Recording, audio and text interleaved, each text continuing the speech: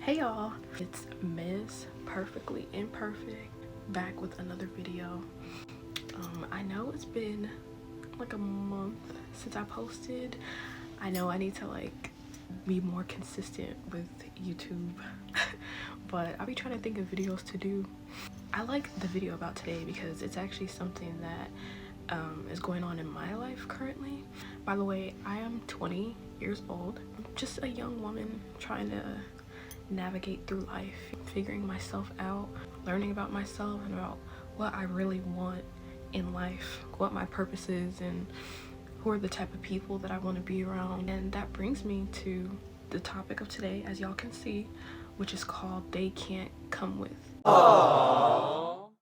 Now, what inspired me to make this is that I am going through a season, a period in my life where I've been evaluating the people that I have in my circle. Like I said, understanding myself and realizing what I'm really compatible with, and how certain people in my life cannot, be here for the woman that I'm turning into. I do believe that people come into your life for a reason, but a lot of the time people are here for seasons. They're not meant to come along your whole journey. They came to teach you something. If you are the type of person that evaluates why things happen, eventually you become thankful for the people that came into your life, whether they hurt you or not. You realize that there is actually a lesson in everything. So I called it They Can't Come With because I think just that title itself is very powerful if you're a person that knows what it means. But if you don't know what it means, it basically means that people, they can't come with for the long run. They can't come with for your entire journey. There is something that makes y'all incompatible or something that pulls y'all away from each other. And it's for a reason. They can't come with you. So I have some points that I've written down in my notebook, so y'all are gonna see me looking down, but these are just the main things that I feel like really contribute to certain people not being able to come with you on your journey. So I want to let y'all know, for the people that don't know me, I have always kind of felt like an outcast. I'm laughing now because I am, but it's something that I like about myself now, but I have always had a bit of a disconnect with people my age. I've had a lot of friends, but I look back and I think at what cost?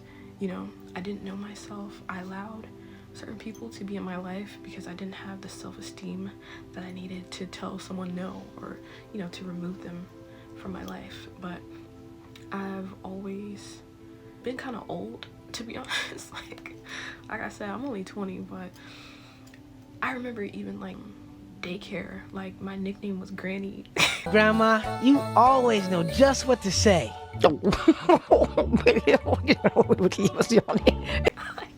I've had friends tell me before that I'm acting like somebody mama. I act like a mom. I'm the mom of the friend group. Okay.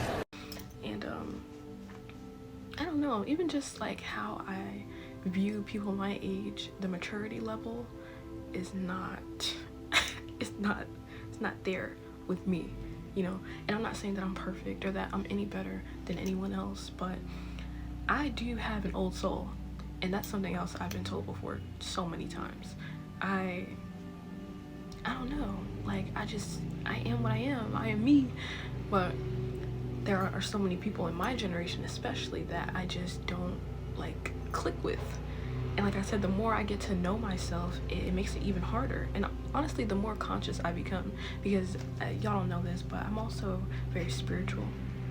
And I'm also building my relationship with God, building my faith. And a lot of people my age are just not on that type of timing.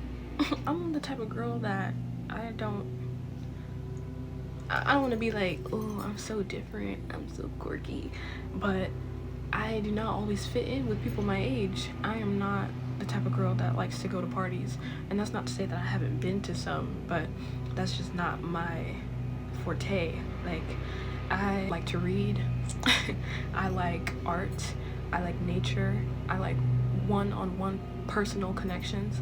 I don't like superficial things. And I'm also a person that is very like set and strong in my morals. I'm also an observer too. So if I see something in someone, and I'm also intuitive. Let me add that. I'm observative. What? Wait for it. Here it comes. Almost there.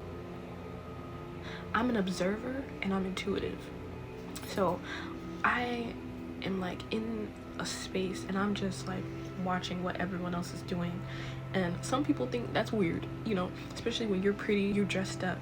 I walk into a room with my head held high, but I'm not the most talkative. I've been told that I give kind of like a stuck up vibe. Is that what it's called? Yeah, stuck up. But I am nothing of the sort. Like, I'll have a conversation with you. I don't think that I'm better than you, but you're just a person that I know I would not be compatible with long term. I've always felt like this. Like, since I was young, I have always felt just odd, like different from other people. And that's something I used to really struggle with. I had a hard time. Like, I used to get bullied a lot too. So it's like, I'm quiet, you know, I look a certain way, I'm more reserved. A lot of the things I like to do, people my age think is weird, you know. Like, a lot of the, not a lot, but some of the opinions I have, I guess, is like not it's not I don't know, other people think it's like old, like conservative or something, you know. I mean, I agree to an extent, but I'm just me. But really, this video is one for me to talk about, you know, part of my journey as a 20-year-old woman learning about herself, but also for people that might you know, be in the same shoes as me, might be wondering why I guess friendships don't always work out, or why do you feel like an outcast, or why do you feel different? And just knowing that there's a reason for that, and sometimes, you know, it is you. It is you, but sometimes there are other reasons why things may be happening. It's not always your fault, you know? Let me get into these reasons though. So, number one, I think that God has a plan for me. I do think that sometimes we are set apart for a reason, you know, me being the way that I am. And when I say me, like, you guys can just apply this to yourselves, you know, if you agree or whatever. But I'm just mainly going to be speaking from my experience because that's what I know. But I have always been, like I said, a little different, just in the way that I think, how I move, how I dress, like my interests, all of that have just been a little bit different from people my age.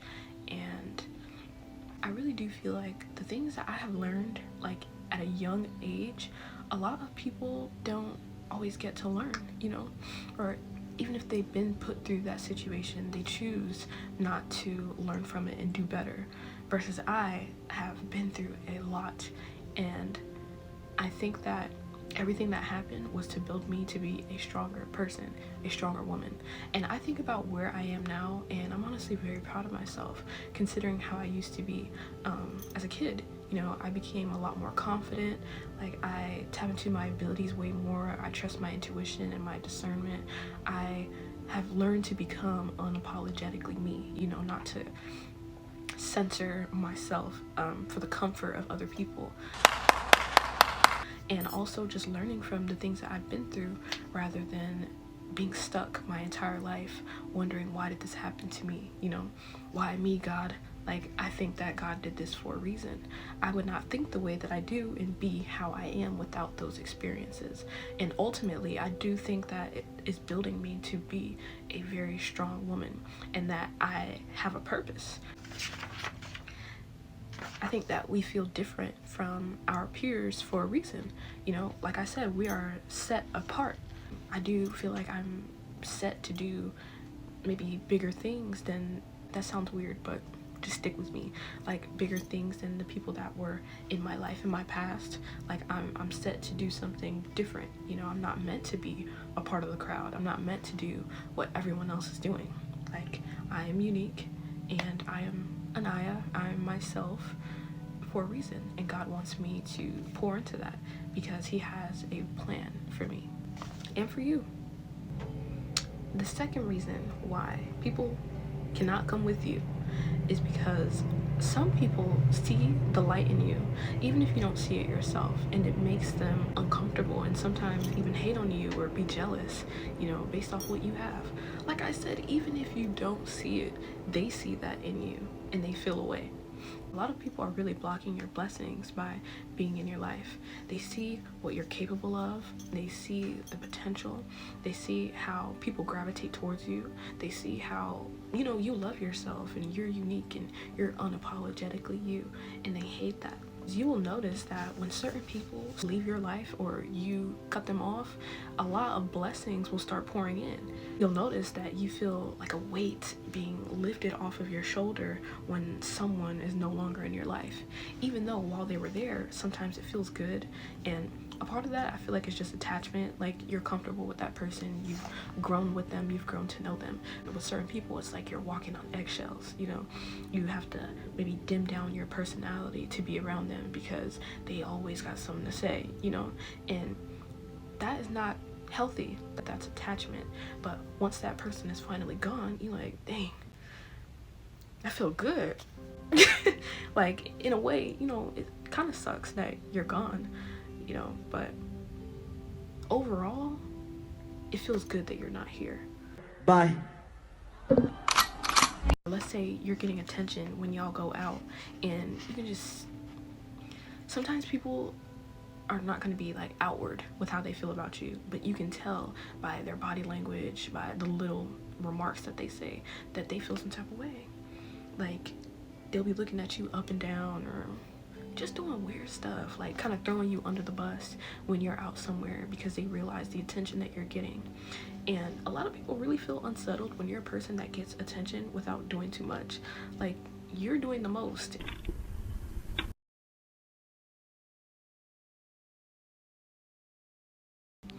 I just sit there, like, just be myself. Sometimes I don't even talk and people are still going to gravitate towards me, and I think that's because of the energy that I have. I realize how sometimes even the people that are closest to you will be your biggest haters.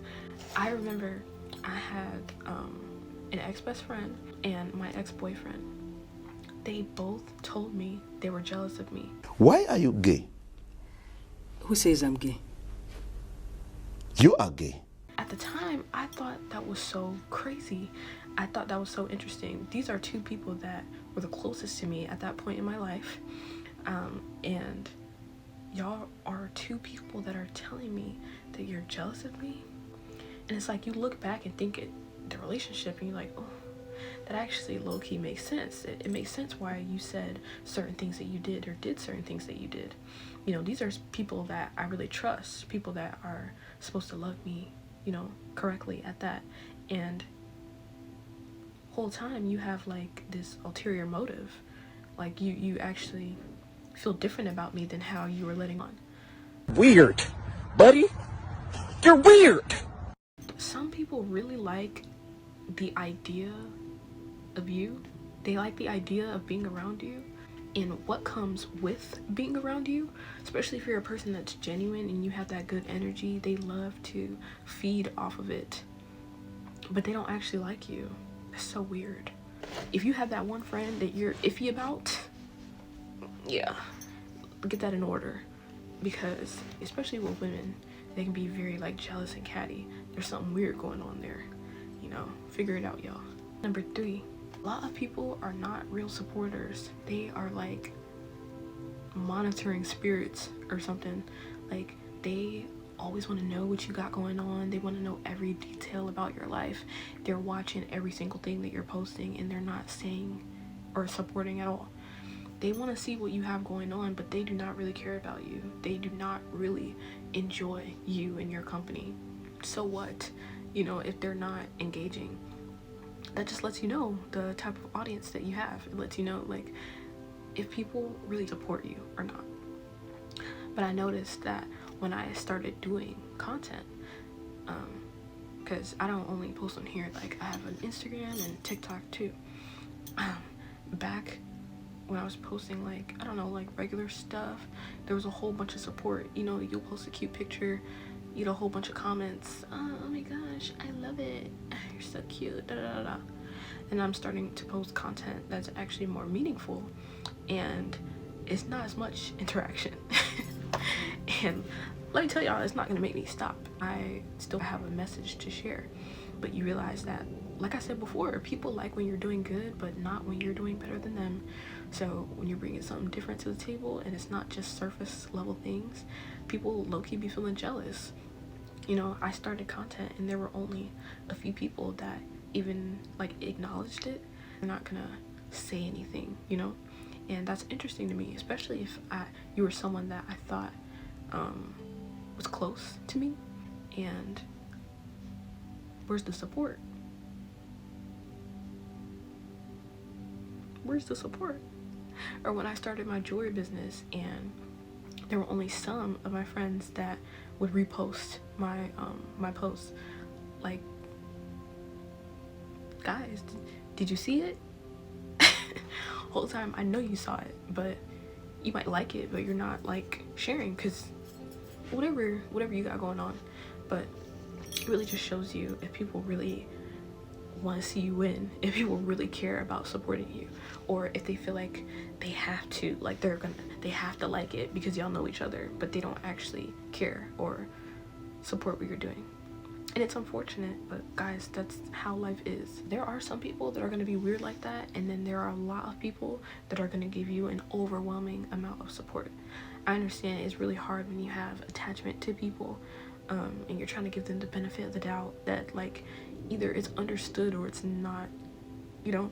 Like, I don't feel like I should have to tell you to do certain things or ask you to do certain things as a friend. You should just know if you're a good friend, you know? But, you know, just find people that are more like you. Find your tribe. And that's what I'm trying to do right now.